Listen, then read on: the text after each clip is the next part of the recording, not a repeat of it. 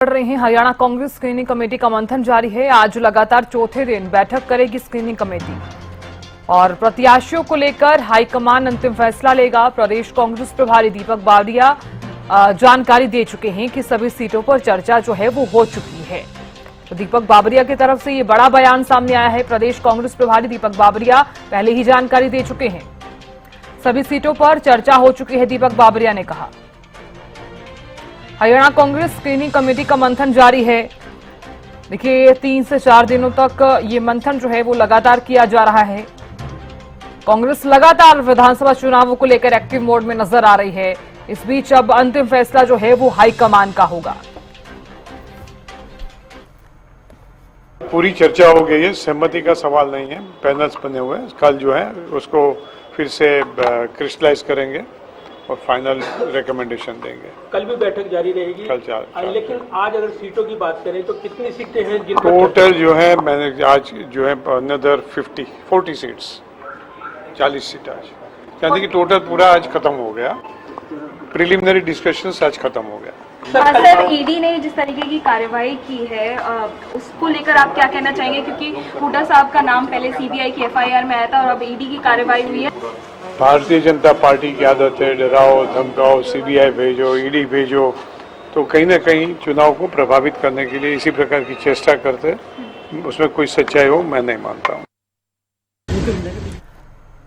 तो देखिए दिल्ली से मेरी सहयोगी अपराजिता श्री लगातार बनी हुई है, इस खबर पर नजर बनाए हुए हैं। अपराजिता देखिए 3 दिन से लगातार मंथन किया जा रहा है। अब दीपक बावरिया की तरफ से भी स्थिति जो है वो साफ कर दी गई है। उनका कहना है कि सभी सीटों पर चर्चा हो चुकी है। तो फाइनल मंथन कब होगा? जी बिल्कुल, देखिए 3 दिन स्क्रीनिंग कमेटी के हो कर दिया गया प्रभारी के द्वारा कि सभी 90 सीटों को लेकर के डिस्कशन किए जा चुके हैं, चर्चा हो चुकी है। यानी चौथे दिन स्क्रीनिंग कमेटी के सभी 90 सीटों को लेकर के क्रिस्टलाइजेशन किया जाएगा, यानी बारीकी से वापस से रिविजन किया जाएगा, एक आखिरी मंथन किया जाएगा, जिसके बाद फिर सीसी को वो सभी नाम भेज दिए जाएंगे। तो बिल्कुल देखिए आज सभी 90 सीटों को लेकर के जो पैनल तैयार किया गया है उसे वापस से रिवाइज किया जाएगा। एक आखिरी चक्कर, आखिरी नजर हम कह सकते हैं कि उस लिस्ट को दिया जाएगा, जिसके बाद फिर देर शाम तक सीसी को वो सूची भेज दी जाएगी।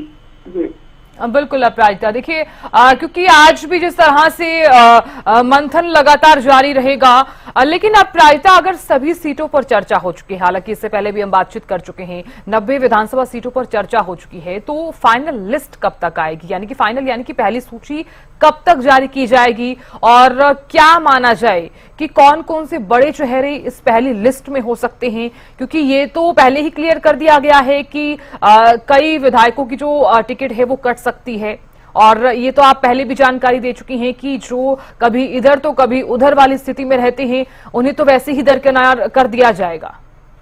सांसदों का तो इन्होंने पहले ही जिक्र कर दिया है कि सांसदों को भी टिकट नहीं दी जाएगी। देखिए बिल्कुल साधना, सबसे पहले तो अगर सीसी की बात की जाती है तो पहले केंद्रीय चुनाव समिति की बैठक होनी है। 2 तारीख से प्रभारी के द्वारा कहा गया है कि सीसी की बैठक होगी। सीसी की बैठक में जो भी पैनल इन्होंने तैयार किया है वो सामने टेबल पे रखा जाएगा, डिस्कशन होगी। अगर सभी सीटों पर बात बन जाती है या जितनी भी सीटों पर बात बन जाती है उन्होंने लेकर के दूसरे ही दिन उसके सीसी के नेक्स्ट से ही कहा जा रहा है कि सूची जारी कर दी जाएगी।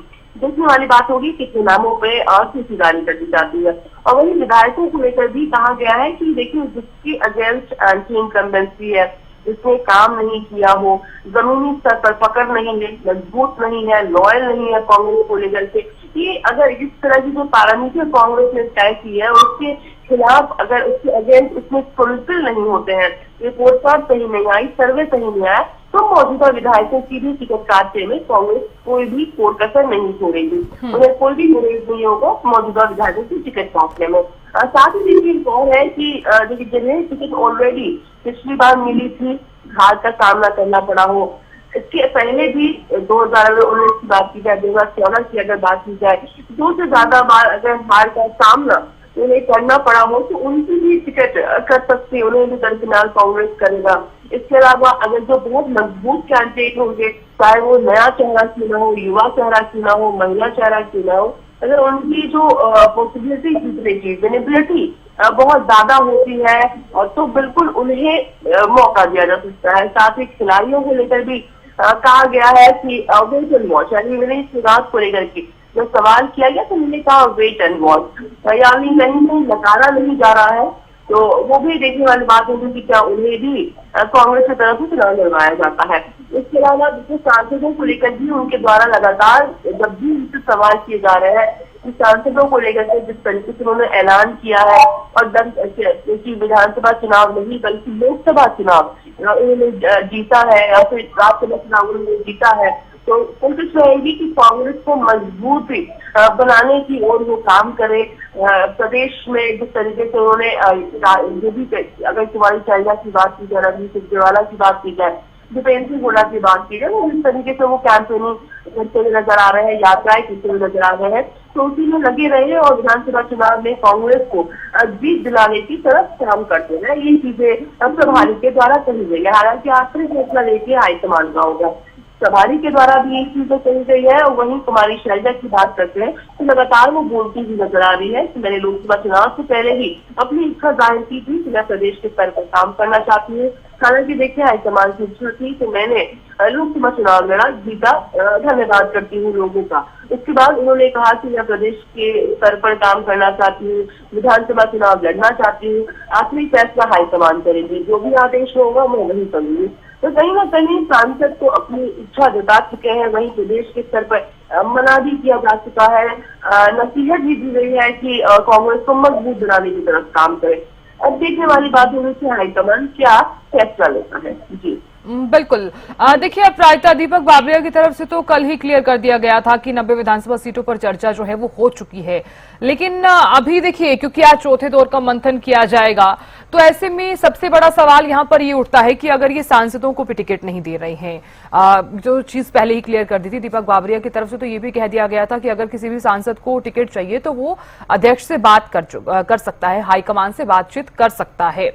और ये चीज भी पहले ही क्लियर कर दी गई थी कि जो सीएम फेस है वो विधायकों के बीच में से भी कोई ना कोई हो सकता है। तो अपराजिता, ऐसे में क्योंकि चौथे दौर का आज मंथन होगा, तो आज क्या कुछ खास रह नहीं सकता है?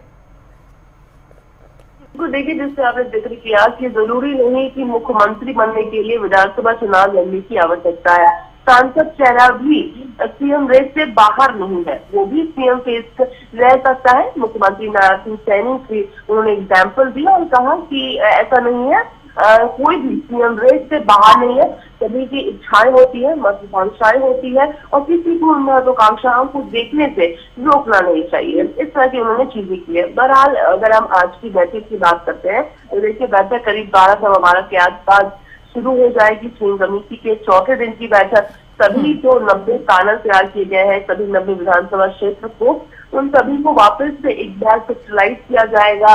उन कह सकते एक आखिरी नजर डाली जाएगी कि किसी भी तरीके से कोई टिकट वितरण में किसी भी तरीके से कोई दिक्कत ना हो, क्योंकि देखिए अगर हम टिकट वितरण की बात करते हैं तो लगातार चाहे 2019 की विधानसभा चुनाव हो जाए या 2024 के लोकसभा चुनाव हो जाए, कहीं ना कहीं जो उम्मीदवार है जिन्हें टिकट नहीं मिली या वरिष्ठ नेता है, वो कहते हुए नाराजगी जाहिर करते हुए नजर आए कि सही से टिकट वितरण नहीं हुआ था। और वैसे भी कांग्रेस 10 साल से सत्ता से बाहर है तो कहीं भी किसी भी तरीके से कोई गलतियां नहीं करना चाहती है, तो पूरी तसल्ली से हर एक सीट पर कीनली हम कह सकते हैं कि डिटेलली डिस्कस करने के बाद ही पैनलों को सीईसी में पेश करेगी ताकि किसी तरीके से कोई परेशानी ना हो। और सीईसी में शॉर्टेस्ट और सबसे स्ट्रॉन्गेस्ट पैनल भेजने की कोशिश कर रही है चीन, तो उन सब चीजों को लेकर के आज काम होगा ताकि सीईसी में जब पेश किया जाए तो हाईकमान से अप्रूवल मिल जाए। जी चलिए अपराजिता, बहुत शुक्रिया नजर बनाए रखने के लिए और बने रहें।